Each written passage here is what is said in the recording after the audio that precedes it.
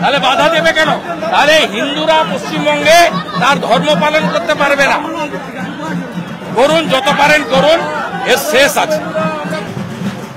বর্বর বাংলায় হিন্দুতা ধর্ম পালন করতে পারে। আমি আজকে রাজনৈতিক কর্মসূচিতে আসি,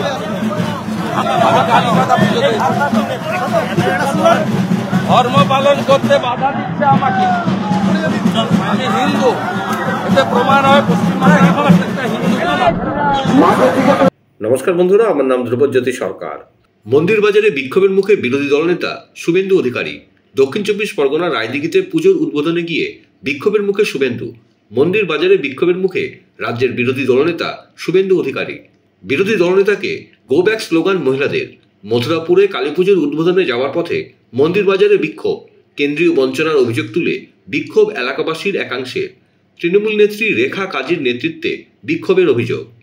ভারতীয় জনতা পার্টি ওরা একটা গুজরাটি পার্টি, বাংলার কৃষ্টি সংস্কৃতিকে ওরা মানে না। আপনারা জানেন দুর্গা পূজার টাকা দিচ্ছে বলে ওই শুভেন্দু অধিকারী কত ব্যঙ্গত্ব করছে, পশ্চিমবাংলার হিন্দু সমাজকে নিচু শ্রেণীতে দেখছে। আবার সেই শুভেন্দু অধিকারী আজকের কালী পুজো উদ্বোধন করছে। এটাই আজকের আমরা বাংলার আজকের মন্দির বাজারের সাধারণ মানুষ তার তীব্র প্রতিবাদ জানাচ্ছে। আমরা আজকের কোনো পার্টি সিম্বল নাই, আমরা আজকের গরিব মানুষের খেটে খাওয়া মানুষ, এইসব মানুষগুলো 100 দিনের কাজ করে। একটা প্রীতিপূর্ণ অনুষ্ঠান, এখানে কোনো দলের ঝান্ডা নেই, সবাই হিন্দুরা এসেছেন অনুষ্ঠান করতে।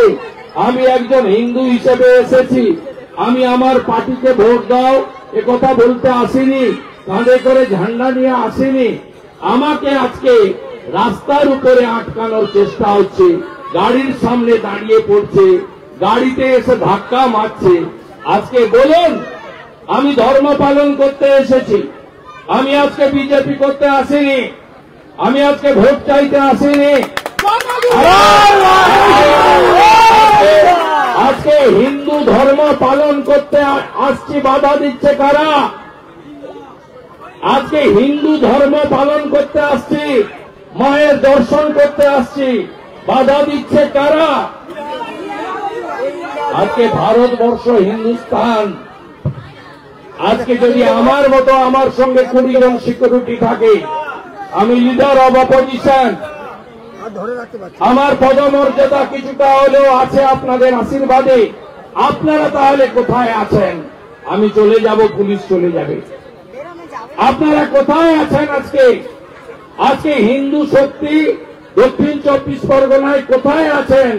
আমি এখনো যে হিন্দুরা তৃণমূল বা সিপিএম করছেন তাদের বলবো, ভাবুন ভাবুন, আপনাদের অবস্থাও যোগেন মন্ডলের মতো হবে।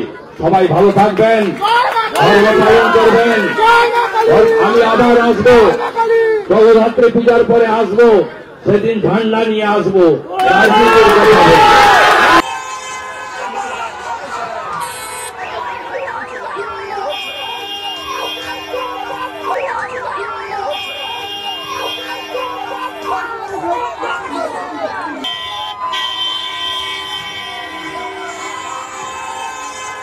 বন্ধুরা, ভিডিওটি ভালো লাগলে দয়া করে লাইক শেয়ার করে দেবেন, আমাদের পেজটা ফলো করে নেবেন, আর আপনার মতামত কমেন্ট করে অবশ্যই জানান।